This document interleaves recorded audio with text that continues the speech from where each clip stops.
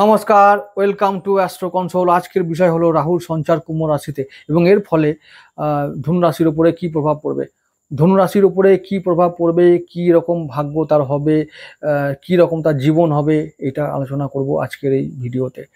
তো রাহুর সঞ্চার হবে 18 মে, ঠিক সন্ধ্যাবেলায় কোনো একটা সময়, সম্ভবত 7:36 রাহুর সঞ্চার হবে 18 মে কুম্ভ রাশিতে, তোমাদের থার্ড হাউসে। এবং এটা থাকবে কতদিন? 2026 5ই ডিসেম্বর, এই 1.5 বছর থাকবে ওই রাশিতে, কুম্ভ রাশিতে, তোমাদের তৃতীয়ভাবে। যদি এই ভিডিওটা দেখো ধনু রাশি, ধনু লগ্ন, তাহলে কিন্তু আমি যেগুলো বলবো সেগুলো মেলার সম্ভাবনা বেশি থাকবে। তো ধনু লগ্ন এবং রাশি মানুষদের জন্য আজকের এই ভিডিওটা কেমন হবে রাহুর এই গোচর আগামী 1.5 বছরে। রাহু কি গ্রহ আগে জেনে নেই। রাহুর এই গোচরের ফলে, এই সঞ্চারের ফলে কারো জীবনে উত্থান, কারো জীবনে পতন, এইটা তো লেগেই থাকবে। কেউ উঠবে, কেউ ভাঙবে, কেউ সুখী হবে, কেউ হতাশ হবে, কেউ দুঃখী হবে, এরকম তো হবেই, চলতেই থাকবে। রাহু সেই এমন একটা গ্রহ বা ছায়া গ্রহ, যার পরিচয় আমরা পাই সমুদ্র মন্থনের সময় থেকেই, যে নিজের চালাকি বা যোগ্যতায় বা ক্ষমতার দ্বারা অমৃত পান করেছিল, অমরত্ব লাভ করেছিল, ভগবান বিষ্ণুর কৃপা পেয়েছিল, তো মোক্ষ লাভ করেছিল। চক্র দিয়ে যখন কেড়ে দিল তখন সে মোক্ষ লাভ করে নিল, অমরত্ব পেয়ে গেল, গ্রহদের মধ্যে স্থান পেল, রাশিচক্রের স্থান পেল, এরকম একটা মানে ব্যাপার। এবং তার মধ্যে দৈবিক সত্তাও চলে এলো। রাহু, হ্যাঁ সত্যি তার মধ্যে দৈব সত্তা আছে, প্রকৃতির নির্দেশে তো সে কাজ করে। সে কি এমনি নাকি? রাহু হতে পারে যে শয়তানকে রিপ্রেজেন্ট করে, কালো ব্যাপারটাকে বা অন্ধকার বা মিথ্যা ব্যাপারটাকে রিপ্রেজেন্ট করে, এটা অন্য ব্যাপার, কিন্তু রাহুর মধ্যে দৈব সত্তা তো আছেই, কারণ এই বিশ্ব ব্রহ্মাণ্ডের বা প্রকৃতির নির্দেশে তো সে সব কিছু করছে, এটাই হলো ব্যাপার। তো রাহু, আজকের এই ভিডিওতে আমি আলোচনা করব যে তোমাদের রাহু তৃতীয়ভাবে যখন আসছে তখন তোমাদের কোন কোন ভাবে দৃষ্টি রাখছে, এটার বিষয়ে আলোচনা করব। আরও আলোচনা করব যে তৃতীয়ভাবে অবস্থানের ফলে কি হবে তোমাদের জীবনে, এটা বলবো। আর রাহু কে, রাহু কিভাবে কাজ করে, রাহু কাজটা কি, স্বরূপটা কি, এই বিষয়ে একটু আলোচনা করব। এই ব্যাপারগুলো তোমাদের সামনে তুলে ধরার চেষ্টা করব, সংক্ষেপেই চেষ্টা করছি বলার। একটা এক্সাম্পল দিয়ে বোঝাবার চেষ্টা করছি যে রাহুর কাজটা কি, ফাংশন কি। রাহু রাহু না এমন একটা গ্রহ যে আমাদের কি করে, মানে সবসময় মিথ্যার মধ্যে রেখে দেয়, মিথ্যা চিন্তা ভাবনা বা ভ্রমের মধ্যে রেখে দেয়, একটা কাল্পনিক চিন্তা ভাবনা বা একটা কাল্পনিক জগতে রেখে দেয় আমাদের সবসময়। তো এইরকম একটা ছায়া গ্রহ রাহু। মানে হলো যে মিথ্যা, শয়তানি, চিটিংবাজি, লাঞ্ছনা, অপমান, বিশ্বাসঘাতকতা, এইরকম ব্যাপার। তো রাহু মানে হলো নেশা, জুয়া, ধোঁয়া, ভ্রম। রাহু মানে হলো সেই রকম একজন ব্যক্তি যে বিনা দোষে জেল খাটে। রাহু মানে হলো সব হারিয়ে যে পথে বসেছে সেই ব্যক্তিটা। তো রাহুর এরকম স্বরূপ। রাহু ভাটিখানে বসে থাকা সেই জুয়ারি বা মাতাল, লম্পট, চরিত্রহীন, এরকম। রাহু ধর্মবিরোধী। রাহু মানে হলো সত্যের বিরোধী। রাহু মানে হলো শয়তানের পূজারী, এরকম বিষয়গুলোকে রাহু ইন্ডিকেট করে। রাহু শনির ঘরে আসছে মানে শনির মতো আচরণ করবে এবং শনির বেশিরভাগ গুণগুলোকে নিয়ে রাহু চলবে।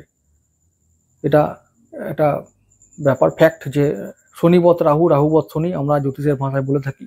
তো রাহু আর শনি প্রায় সেম। তো এই রকম মানে শনির নির্দেশে রাহু চলবে এবং রাহু তোমাদের বিরুদ্ধে কাজ করবে, বিশেষ করে যাদের রাহু মারক গ্রহ তাদের বিরুদ্ধে কাজ করবে। রাহু মানেই হলো এরকমই, মানে অন্যমনস্ক ছেলে, যে মানে ছাত্র, অন্যমনস্ক ছাত্র, সে রাহু একদম জানতে হবে সে রাহু। রাহু মানে শ্বশুরবাড়িতে থাকা ঘর জামাই। রাহু মানে যার শ্বশুরবাড়ি থেকেও নেই, যার রাহু মানে এমন যে যার সব কিছু আছে তা সত্ত্বেও কিছুই নেই। তো রাহু মানে এটাই। রাহু মানে এরকম হলো যে রাহু একটা এক্সাম্পল দিয়ে বোঝানোর চেষ্টা করছি রাহু ব্যাপারটা কি, রাহুর কাজটা কি এবং রাহু অ্যাকচুয়ালি কি। রাহু ধরা যাক যে এমন একটা এইভাবে কাজ করে, ধরা যাক যে একটি 12 বছরের স্টুডেন্ট, সে ছেলে অথবা মেয়ে, নো প্রবলেম, বা স্টুডেন্ট পড়াশোনা সে করে, তার কাজ হলো পড়াশোনা করা। তো ওই 12 বছরের স্টুডেন্টটি হঠাৎ তার মধ্যে হয়তো এমন চিন্তাভাবনা চলে এলো যে সে ভাবছে আমি বড় হয়ে একবারে ভীষণ বড় নায়ক হব, কেউ ভাববে গায়ক হব, কেউ ভাববে খেলোয়াড় হব, কেউ ভাববে যে প্রধানমন্ত্রী হব, এরকম ভাবনা চিন্তা করবে, কিন্তু কাজে কমে সে কিছু করবে না।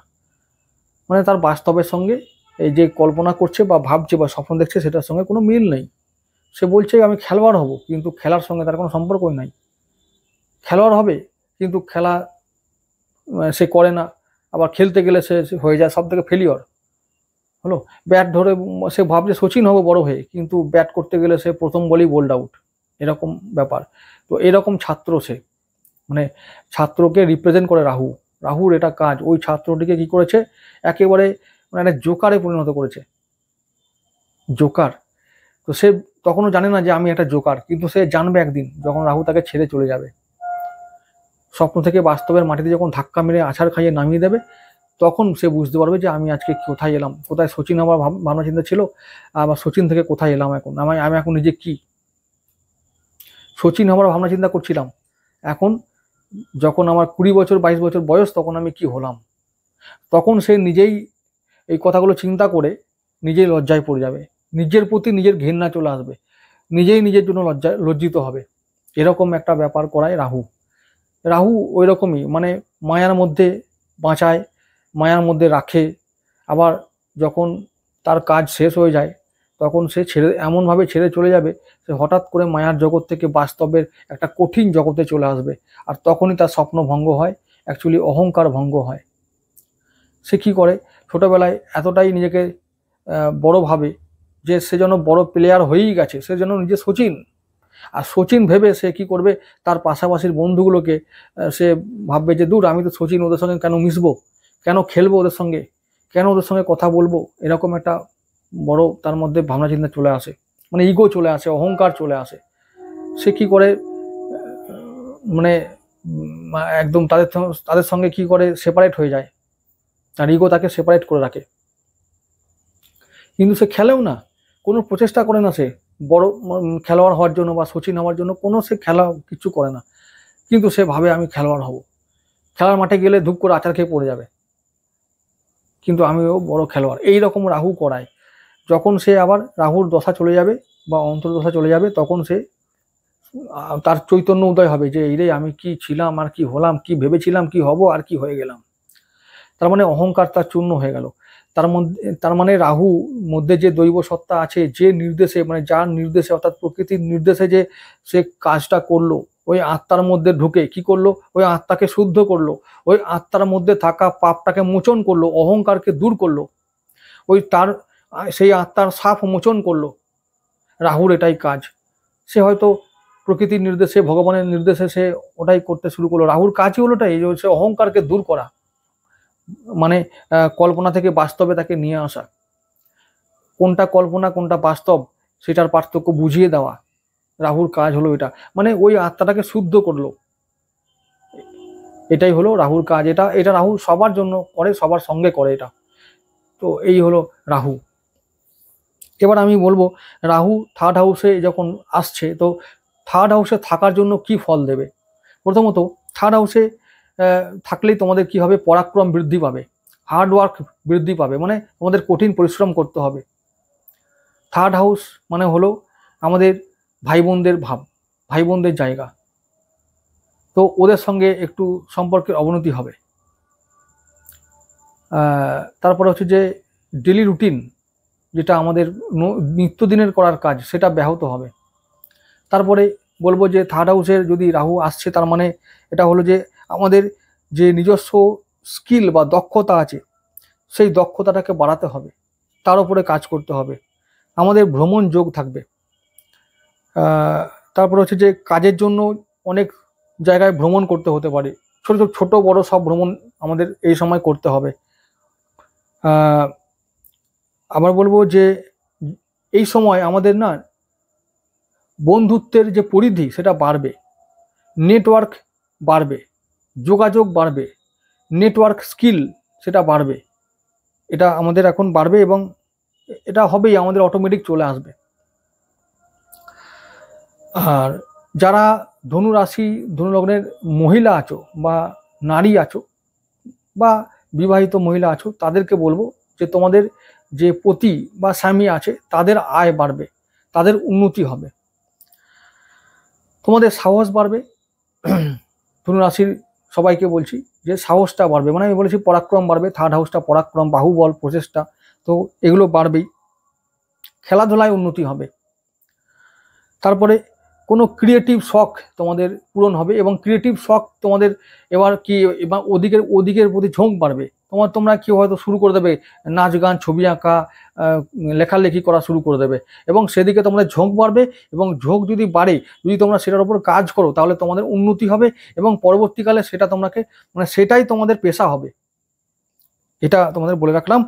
আর সাইড ইনকাম বাড়বে, সাইড ইনকাম তোমাদের বাড়াতেই হবে। প্রত্যেককে বলছি একটা ইনকাম করলে তোমাদের চলবে না, অনেকগুলো ইনকামের সোর্স খুলে দাও যাতে আয় বাড়ে। এবার কি হবে তোমাদের মধ্যে যে পরিবর্তনটা সেটা হলো যে আগে না তোমাদের কথার কেউ দাম দিত না। যে কথাটা বলতাম সেটা লোককে 10 বারে বলতে হতো, 10 বার বলে তবে সেটাকে লোকে করতো বা মানতো। এইবারে কি হবে, তোমাদের কথার দাম দেবে লোকে, একবারেই কাজ হবে, এক কথায় কাজ হবে, এই ব্যাপারগুলো হবে। তাহলে পরিশ্রম বাড়বে, স্কিল বাড়বে, এটা ভালো জিনিস। এটা থার্ড হাউসের অবস্থান ফলটা বললাম। এরপরে বলবো যে তোমাদের আয় ভাবে রাহু নজর দেবে, পঞ্চম দৃষ্টি রাখবে, তাহলে আয় বৃদ্ধি পাবে। একাধিক উপায়ে আয়, অসৎ পথে সৎ পথে আয়, এবং আয় এত বাড়বে যে চিন্তা মানে কল্পনা বাইরে ছিল। এটা চিন্তা করতে পারবে না যে এরকম আয় হতে পারতো, এরকম আয় হয়ে গেল। তো এরকম হবে, আয় বৃদ্ধি পাবে, বড় ভাই বোনদের সঙ্গে সম্পর্ক অবনতি হবে, এরকম ব্যাপার হচ্ছে। তারপরে লাভ বাড়বে, সমস্ত ক্ষেত্রে সাফল্য লাভ। তো আয় ভাবে দৃষ্টি, পঞ্চম দৃষ্টি। কারো কারো সন্তান লাভ হতে পারে, কারো সন্তান উচ্চশিক্ষার জন্য বিদেশ যেতে পারে, এরকম হবে। প্রেমে হবে, প্রেম খুব ভালো, প্রেম সম্পর্ক তৈরি হবে। তো যারা প্রেমিক প্রেমিকা আছো তাদের জন্য ভালো দিন আসছে, এটা তোমাদেরকে বলে রাখছি, এখন থেকে তৈরি হও। আর উচ্চশিক্ষার জন্য ভালো একটা ব্যাপার। মাঝে মাঝে শিক্ষায় আপ ডাউন চলবে, ডাউন টাইম চলবে, কিন্তু তবুও বলছি যে মোটামুটি যেহেতু লাভের ঘরে রাহু দৃষ্টি, তো শিক্ষা থেকে লাভ করতে পারবে আগামী দিনে, আগামী 1.5 বছরে। তাহলে তার পরবর্তী দৃষ্টি চলে যাব, সপ্তম দৃষ্টি নবমভাবে পড়বে, ভাগ্যভাবে পড়বে রাহুর সপ্তম দৃষ্টি। তাহলে ভাগ্য ভাব মানে আমাদের কি, ধর্মের ভাব, পিতার ভাব, গুরুর ভাব, আমাদের ধর্ম বিশ্বাস, আমাদের প্রচলিত ধ্যান ধারণা বিশ্বাস, সেইগুলোর ওপরে রাহু দৃষ্টি পড়ছে। মানে আমরা হঠাৎ কোনো কাজ যেগুলোতে আমরা এতদিন করছিলাম, সেই কাজগুলো আমরা কেন করছি এইবার ভাবতে শুরু করব।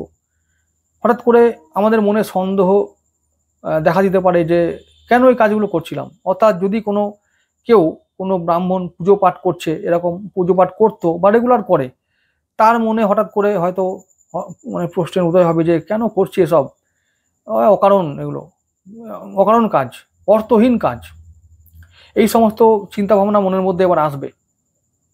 খুব সাবধান। নবম ভাব ধর্মভাব, তো তোমাদের মধ্যে এবার কি হবে, ধর্মের বিরোধী কোনো কাজ করার মতন টেন্ডেন্সি শুরু হবে।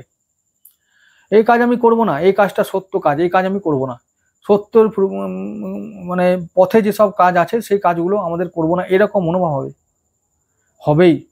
রাহুর কাজই হলো ধর্মের বিরুদ্ধে গিয়ে কাজ করা, রাহুর কাজই হলো সত্যের বিরুদ্ধে গিয়ে কাজ করা। তো এগুলো তোমাদের করাবেই রাহু, খুব সাবধান। যে রাহু কি করাবে না, এবার তোমাদেরকে বলছি সপ্তম দৃষ্টি তোমাদের নবম ভাবে পড়ছে, মানে রাহু অন্য ধর্মের প্রতি তোমাদের আকর্ষণ বাড়াবে। অনেক ধনু রাশি ধনু লগ্নের ছেলে মেয়ে আছো যারা অন্য ধর্মের প্রতি আকৃষ্ট হয়ে সেই ধর্মের বিবাহ করতে পারো, এরকম হবে কিন্তু।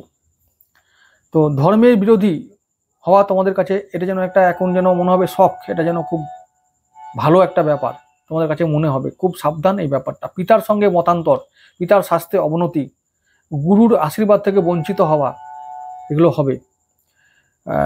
তোমাদের বলবো যে দাম্পত্য জীবনে অশান্তি, দাম্পত্য জীবনের যে সাথী, যে জীবন সাথী, তার সঙ্গে অশান্তি, মতবিরোধ এবং দাম্পত্য কলহ এবং তার থেকে বিবাহ বিচ্ছেদ হতে পারে। তারপর হচ্ছে যে পার্টনারশিপ ব্যবসা যারা করছো তাদেরকে বলবো যে খুব সাবধান, এই ব্যবসায় লোকসান এবার হতে পারে। তাহলে ভালো কি হবে? ভালোটা হবে পরে বলছি, আগে তিতো বড়িটা খেয়ে নাও। তেতোটা খেলে, আগে তেতো দিয়ে শুরু করলে লাস্টে মিষ্টি খেলে ভালো লাগবে, হজম হবে। তো আগে খারাপগুলো বলে রাখি, তাহলে এইগুলো হবে। খারাপটা হলো এটাই যে সপ্তম ভাবে, মানে সপ্তম দৃষ্টি পড়ছে নবম ভাবে, তার মানে নবম ভাব থেকে যতগুলো ভালো ব্যাপার ছিল, অনেকে তীর্থ ভ্রমণ করতে চাইতো, তো তারা বলবে তীর্থ ভ্রমণ করে কি হবে, তার থেকে বরং আমি একটু আয় করি, ওই যে আয় ভাবে দৃষ্টি থাকবে, বলে এইসব জুয়া খেলি একটু, একটু ভালোভাবে যেসব ইনকামগুলো আছে যেগুলোতে মানে হঠাৎ করে টাকা পাওয়া যায়, এই সমস্ত জায়গায় তোমাদের ঝোঁক বাড়বে। শেয়ার মার্কেট, যেহেতু আয় ভাবের কথা না বললেই নয়, ওটা আমি বলছি, ওটা শেয়ার মার্কেট বা যে কোনো স্পেকুলেটিভ ইনকাম আছে, যেগুলোতে যে ইনকামগুলো করতে গেলে আমাদেরকে আন্দাজ করতে হয়, আমাদেরকে বুদ্ধি খাটাতে হয়, সেই সমস্ত ইনকামগুলো থেকে তোমাদের লাভ হবে এবং সেইগুলো থেকে তোমাদের ঝোঁক বাড়বে। এবং যখনই এইগুলো থেকে ঝোঁক বাড়বে, আয় করবে, আর আয় বাড়লে তখন এই সমস্ত ধর্মের কর্মকাণ্ডগুলো থেকে তোমরা দূরে সরে আসবে। তোমরা বলবে যে না রে, এটাই অর্থই ধর্ম, অর্থই ভগবান, অর্থই টাকা, এসব করে পুজো পাঠ করে কি হবে, এসব করে লাভ নেই। এই হলো ব্যাপার। তো এই মানসিকতাগুলো এবার তৈরি হবে। চলে যাব পরবর্তী যে দৃষ্টি, সেটা হলো নবম দৃষ্টি সপ্তম ভাবে, মিথুন রাশিতে পড়বে, সপ্তম ভাবে দৃষ্টি পড়বে, নবম দৃষ্টি। তাহলে সেখানেও কিন্তু একই ব্যাপার, পার্টনারের সঙ্গে সম্পর্ক খারাপ হবে, পিতার সঙ্গে সম্পর্ক খারাপ হবে, ব্যবসায় মন লাগবে না, ব্যবসায় অসৎ উপায়ে ব্যবসা করার মতো একটা টেন্ডেন্সি তৈরি হবে। মানে অসৎ উপায়ে কিভাবে ইনকাম করব, এই ব্যাপারটা বিভিন্ন দিক থেকে তোমাদের সামনে এসে হাজির হবে, আর তোমরা সেগুলো করতে থাকবে। আর ওই রাহুর লাড্ডু, আমি আগে বলেছি যে রাহুর লাড্ডু খেলেই ব্যাস, ও হজম হবে না। এমন লাড্ডু খাওয়াবে, ওই লাড্ডু পরে যে কিভাবে ও কেড়ে নিতে হয় সে রাহু ভালো জানে। তো সাবধান তোমাদের থাকতে হবে। এই আগামী 1.5 বছর বিভিন্ন দিক থেকে প্রলোভন আসবে ইনকাম করার, অর্থ সঞ্চয় করার, তো এইগুলো থেকে সাবধান থাকতে হবে। মানে তোমাদের এখন অসৎ উপায় রাহু অনেক খুলে দেবে, একদম খুলবেই, ব্যবসার মাধ্যমে, কাজের মাধ্যমে, সমস্ত জায়গা থেকে খুলে দেবে। তো এগুলো থেকে সাবধান থাকতে হবে, কোনোভাবেই রাহুর প্রলোভনে পা দেওয়া যাবে না, এটা মাথায় রাখতে হবে সব সময়। রাহুর যে দ্বাদশ দৃষ্টি অর্থাৎ 12 নম্বর দৃষ্টি তোমাদের পড়বে চতুর্থ ভাবে। তাহলে তোমার চতুর্থ ভাবটা তোমাদের কি? পরিবার, তোমার মন। রাহু কেমন খেলে দেখো, কিরম খেলে রাহু। ওই যে চতুর্থ ভাব, আমার আত্মা, আত্মায় গিয়ে দৃষ্টি রাখবে, আত্মাটাকেই আমার ভর করবে। যেভাবে যে এক্সাম্পলটা দিয়েছিলাম ওই স্টুডেন্টটার ক্ষেত্রে, সেই রকম কাজ তোমাদের সঙ্গে করবে রাহু। আত্মাকে পুরো কন্ট্রোলে নিয়ে নেবে। আমার মধ্যে যে ধর্মাত্মা ছিল সেটাকে একবার পুরো পাপাত্মায় বদলে দেবে রাহু, চেষ্টা করবে 100%। এই চেষ্টা কতটা সফল হবে বা ব্যর্থ হবে সম্পূর্ণ তোমাদের উপর ডিপেন্ড করবে। তোমার নিজেকে, আবেগকে কন্ট্রোল করো। 4th হাউসটা তোমার নিজের আবেগ। তোমাদের ডিউটি হলো আগামী 1.5 বছর আবেগ, মানে ভালোবাসা, মায়া, মমতা, দয়া, বিশ্বাস, এগুলোকে প্যাক করে জলে ফেলে দাও। সাগরে হতে পারে, নদীতে হতে পারে, ড্রেনে হতে পারে। কোনো রকমভাবে এইসব আবেগ, ফালতু আবেগ রাখবে না। শুধুমাত্র মনে রাখবে যে সত্যের পথে, ধর্মের পথে আমি নিজেকে সারভাইভ করব, আরো গ্রো করব। সেটা হতে পারে রাহুর দ্বারা, রাহুই তো পারে রাজা বানাতে। তো অসৎ উপায় না হলেই হলো। আমি ব্রেন খাটিয়েছি, লটারি পেয়েছি। আমি ব্রেন খাটিয়েছি, শেয়ার মার্কেট থেকে পয়সা পেয়েছি। আমি ব্রেন খাটিয়েছি, যোগাযোগ বৃদ্ধি হয়েছে, বললাম 3rd হাউসে রাহু আছে, তো যোগাযোগ বৃদ্ধি করে 2টো ফ্ল্যাট বিক্রি করে দিয়েছি, কমিশন পেয়েছি, কোটিপতি হয়েছি। কোনো ব্যাপার না, এর মধ্যে অন্যায় কিছু নাই। এগুলো হবে এবার। এমন স্কিল আমি তৈরি করবো, এমন কমিউনিকেশন স্কিল বাড়াবো, এক ফোনে কাজ হয়ে যাবে। সেটার মধ্যে কোনো অন্যায় নাই। আমি একটা ফ্ল্যাট বিক্রি করে দিয়েছি, তার মধ্যে হয়তো হতে পারে লক্ষ টাকা কমিশন পেয়েছি, এর মধ্যে অন্যায় কি আছে? হ্যাঁ, এখন কথা হচ্ছে যে ওই লক্ষ টাকা কমিশনটা পেয়ে এবার আমি কিভাবে খরচা করব বা আমি কিভাবে ওটাকে মেনটেন করব, সেটা আমার উপর ডিপেন্ড করবে। এখন সেটাকে আমি বলবো যে সঠিকভাবে ব্যয়, মানে সেটাকে সঠিকভাবে ব্যয় করো বা সঞ্চয় করো সঠিকভাবে। কিন্তু এইগুলো এখন আসবে না, এই বুদ্ধিগুলো এখন আসবে না। হঠাৎ করে দেবে, হঠাৎ করে নিয়েও নেবে, এইগুলোই হচ্ছে সমস্যা। তো এই যে ফোর্থ হাউস, ফোর্থ ভাবে একদম 4 নম্বর ভাবে রাহু দৃষ্টি রাখবে, আত্মাকে একবারে পাপাত্মায় বদলে দেওয়ার চেষ্টা করবে, যে টাকাই ভগবান বলে দেওয়ার চেষ্টা করবে। তখন কি হবে? তখন আমাদেরকে আবেগকে কন্ট্রোল করতে হবে। ঠিক আছে, বিশ্বাস করব কিন্তু দেখে শুনে করব, দয়া করব, করুণা করব, মায়া দেখাবো, দেখে শুনে করব। 4 নম্বর ভাবটা আমাদের পরিবার, আমার নিজের ঘর, আমার নিজের মা, আমার বন্ধু বান্ধব। তো ওদেরকে বন্ধু বলবো, বন্ধু বলার আগে দেখবো যে সত্যিকারের সে বন্ধু কিনা, তবেই তাকে বন্ধু বলবো বা তার প্রতি দয়া দেখাবো, না হলে নয়। রাহু এইভাবে খেলে, প্রথমেই আত্মায় কবজা করবে, আর আত্মায় কবজা করলে সব কিছু মনে হবে সামনে দেখে দেখে যা কিছু সামনে আছে মনে হবে যেন সেটাই সুন্দর, চমৎকার। আর যখনই ওর কাজ শেষ, যখন আত্মা থেকে ছেড়ে চলে যাবে রাহু, ব্যাস তখনই বুঝবে যে চমৎকার ছিল না অন্য কিছু ছিল। এই ব্যাপারগুলো এবার রাহু করাবে। তার মানে আবেগকে কন্ট্রোল করতে হবে, আবেগকে কন্ট্রোল করতে পারলেই তবেই ওই চতুর্থ ভাবে যে দ্বাদশ দৃষ্টিটা আছে, সেই দ্বাদশ দৃষ্টির মাধ্যমে আগামী 1.5 বছর পরেই আমরা যেতে পারবো বিদেশে, যেতে পারবো অনেক বড় কেরিয়ার গড়তে, বাড়ি গাড়ি করতে পারবো। চতুর্থ ভাবটা আমাদের বাড়ি গাড়ি জমি সম্পত্তির ভাব, তাহলে চতুর্থ ভাবে দৃষ্টি রাখবে রাহু, তো ডেফিনেটলি তোমাদের বাড়ি গাড়ি সম্পত্তি কেনার সুযোগ আসবে। এটা মিলিয়ে নাও, আমার লিখে রেখে দাও, পরে মিলিয়ে নেবে। এই আগামী 1.5 বছরের মধ্যে রাহু এগুলো দেবেই, সৎ অসৎ উপায়ে দেবেই। এবার কোন উপায়ে তোমাদের উপর ডিপেন্ড করবে, তোমরা কি নেবে না নেবে না। আবার বলছি যে ধর্মের পথে সৎ উপায়ে ইনকাম করো, আর হচ্ছে যে মানে যে ইনকামটা হবে যেন মোটামুটি কেউ ওর ওপরে প্রশ্ন তুলতে না পারে, যে ইনকামটা আমার হবে তার জন্য কেউ যেন ভাগ চাইতে না পারে, সেটা আমার হবে, আমার পরিশ্রমের ফল হবে, আমার বুদ্ধি খাটানোর ফল হবে।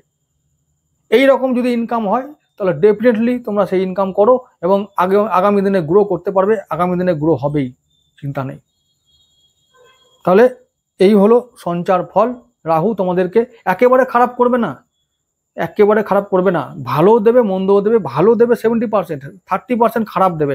30% খারাপটাই কিন্তু ওই 70%-এর উপরে কি হবে, ভারী পড়বে। তখন তোমাদেরকে বিবেককে কাজে লাগাতে হবে, তোমাদেরকে বুদ্ধি কাজে লাগাতে হবে, কোনটা ঠিক কোনটা ভুল, কোনটা মায়া কোনটা বাস্তব, এই ব্যাপারটা বুঝিয়ে এটাকে মানে কি বলবো, মানে ওপর নিচে করে দেখতে হবে, ওজন করে দেখতে হবে যে কোনটা ভারী, কোনটা সঠিক, কোনটা ফাঁকপা আর কোনটা সলিড। এটা তোমাদের দেখতে হবে বিচার করে, যেটা সলিড হবে সেটাকে নেবো, ফাঁকাটাকে শেষ ছুঁড়ে ফেলে দেবো। এই হলো আমাদের পলিসি হওয়া উচিত আগামী 1.5 বছরের জন্য। রাহু তো বললাম চিটিংবাজি, 1 নম্বর চিটিংবাজি করানোর সময়, তো সমস্ত ক্ষেত্রে চিটিংবাজি দেবে। ওই যে বললাম কমিশন ভিত্তিক কাজ তোমাদেরকে করাবে, হঠাৎ করে ইনকাম দেবে। তো ওই চিটিংবাজির মাধ্যমে যদি হয়ে থাকে তাহলে সেই ইনকাম টিকবে না, আবার সেই ইনকামগুলো করলে পরবর্তী জীবনে শান্তি নষ্ট হয়ে যাবে পরবর্তী সময়ে। কারণ কি, চতুর্থ ভাবটা তো আমার মনে শান্তি না থাকলে কি হবে, এইটা সাবধান, তোর প্রপার ঘুম হবে না, ঘুম নষ্ট হবে, অনিদ্রা রোগ তৈরি হবে তোমাদের। আবার বলছি, রোগ, পেটের রোগ বাড়বে, ইমিউনিটি সিস্টেম কমে যাবে, নার্ভের গন্ডগোল হতে পারে, নার্ভের সমস্যা হতে পারে, প্যালপিটেশন, টেনশন, স্ট্রেস, এইগুলো তোমাদের সঙ্গী হবে। এবার সাবধান, এইগুলো থেকে সাবধান। যাই হোক, আবার বলছি যে রাহুর এই সঞ্চার ধনু রাশি, ধনু লগ্নের জন্য 70% ভালো, 30% খারাপ ফল আনবেই। যদি তোমরা রাহুর যে কুপ্রভাব থেকে বাঁচতে চাও তাহলে কতগুলো উপায় করতে পারো, সহজ উপায়, সবাই করতে পারে, যে কেউ করতে পারে। কি না, বাথরুম পরিষ্কার করতে হবে, বাথরুমকে পরিষ্কার রাখতে হবে। বাথরুম নিজের হাতে পরিষ্কার করব, ডেলি বেসিসে করব, আর বাথরুমের যে দেয়াল সেটাকে আমরা কি করব, হলুদ রঙের রাঙিয়ে তুলব।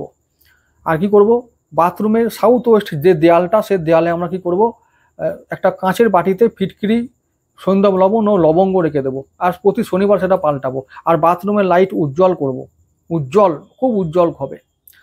আর সাউথ ওয়েস্টের দিকে, মানে বাড়ির যে সাউথ ওয়েস্ট পর্শন, সেই পর্শনে প্রতি শনিবার সন্ধ্যাবেলায় প্রদীপ জ্বালাবো, মাটির প্রদীপ জ্বালাবো। প্রতি শনিবার সন্ধ্যাবেলায় আমরা কালো তিল দান করব, যদি সম্ভব হয় তো কালো বস্ত্র, কালো কম্বল দান করব গরিব মানুষকে। এগুলো আমরা করতে পারি। এগুলো যদি করি তাহলে আমরা কি করব, আমাদের যে রাহুর যে কুপ্রভাব সেগুলো থেকে বাঁচবো। ডেফিনেটলি আমরা এই সোজা উপায়গুলো করবোই এবং তার থেকে বাঁচবো। ভালো থেকো সবাই, তোমাদের মধ্যে সৎ বুদ্ধির উদয় হোক। ধর্মের পথে চলা মানুষ তোমরা, ধর্ম তোমাদের অঙ্গ, ধর্মই তোমাদের পরিচয়, তোমাদের শক্তি। তোমরা ধর্মের পথে চলে জীবনে শান্তি পাও, সফল হও, এটা আমি সবসময় ঈশ্বরের কাছে প্রার্থনা করি। ধনুরাশির মানুষরা ইউনিক মানুষ। ধনু মানে বৃহস্পতি, আর বৃহস্পতির উল্টো মানে রাহু। এই যে এখন তোমাদের যুদ্ধ হবে ন্যায় আর অন্যায়ের মধ্যে, সত্য আর অসত্যের মধ্যে।